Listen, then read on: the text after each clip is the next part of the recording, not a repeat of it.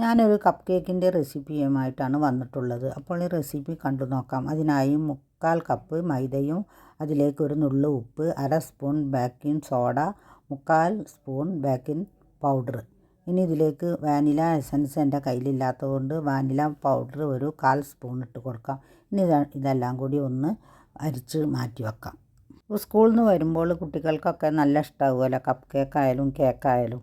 ഇപ്പോൾ അവർക്ക് എല്ലാവർക്കും ക്രീമിനേക്കാളും ഇഷ്ടം ഇങ്ങനെയൊക്കെയുള്ള കേക്കാണ്. ഒരു ഡ്രൈ ആയ ബൗളിലേക്ക് ഒരു മുട്ട പൊട്ടിച്ചൊഴിച്ച് കൊടുക്കാം. അതിൻ്റെ കൂടെ തന്നെ ഒരു നുള്ള് വാനില പൗഡറും കൂടി ചേർത്ത് കൊടുക്കാം. പിന്നെ ചേർത്ത് കൊടുക്കുന്നത് 3/4 കപ്പ് പഞ്ചസാര പൊടിച്ചതാണ്. ഈ പഞ്ചസാരയും കൂടി ഇതിലേക്ക് ഇട്ട് കൊടുത്തതിന് ശേഷം നല്ലതുപോലെ വിസ്ക് വെച്ചൊന്ന് ബീറ്റ് ചെയ്തെടുക്കാം.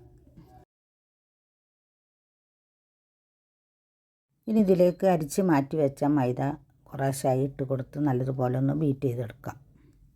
3/4 കപ്പ് മൈദയുടെ കൂടെ തന്നെ 1/4 കപ്പ് കസ്റ്റർഡ് പൗഡറും കൂടി എടുത്തു വെച്ചിട്ടുണ്ടായിരുന്നു. ഇനി ഈ പൗഡർ ഇതിലേക്ക് ഇട്ട് കൊടുത്ത് നല്ലതുപോലെ ഒന്ന് ബീറ്റ് ചെയ്തതിന് ശേഷം ഒരു ഡ്രോപ്സ് ഫുഡ് കളറും കൂടി ചേർത്ത് കൊടുക്കാം. പിന്നെ ഇതിലേക്ക് 2 ടേബിൾ സ്പൂൺ പാലും ചേർത്ത് കൊടുത്തിട്ടുണ്ടായിരുന്നു. പിന്നെ 1/4 കപ്പ് ഓയിലും കൂടി ചേർത്ത് നല്ലതുപോലെ ഒന്ന് മിക്സ് ചെയ്തെടുക്കാം. ഇപ്പോൾ ബാറ്റർ ഇവിടെ തയ്യാറായിട്ടുണ്ട്. ഇനി ഞാൻ എയർ ഫ്രയറിലാണ് ഉണ്ടാക്കിയെടുക്കുന്നത്. അതിനായി കപ്പ് കേക്കിൻ്റെ മോൾഡ് ഇവിടെ വെച്ച് കൊടുത്തിട്ടുണ്ട്. അത് അത്ര ഭംഗിയില്ല കേട്ടോ. ആർട്ട് ഷേപ്പിലാണെങ്കിൽ ഒരു വളഞ്ഞ് തിരിഞ്ഞിട്ടാണ് ഇരിക്കുന്നത്.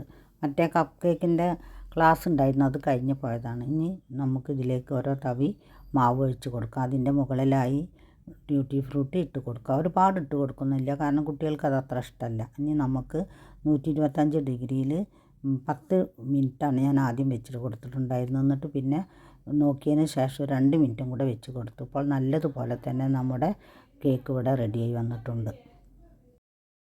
അപ്പോൾ അടിപൊളിയായിട്ടുള്ള കസ്റ്റേർഡ് കപ്പ് കേക്ക് ഇവിടെ റെഡി ആയിട്ടുണ്ട്. അപ്പോൾ എല്ലാവരും ഇൻസ്റ്റാഗ്രാം ഫോളോ ചെയ്യുക, ലൈക്ക് ചെയ്യുക.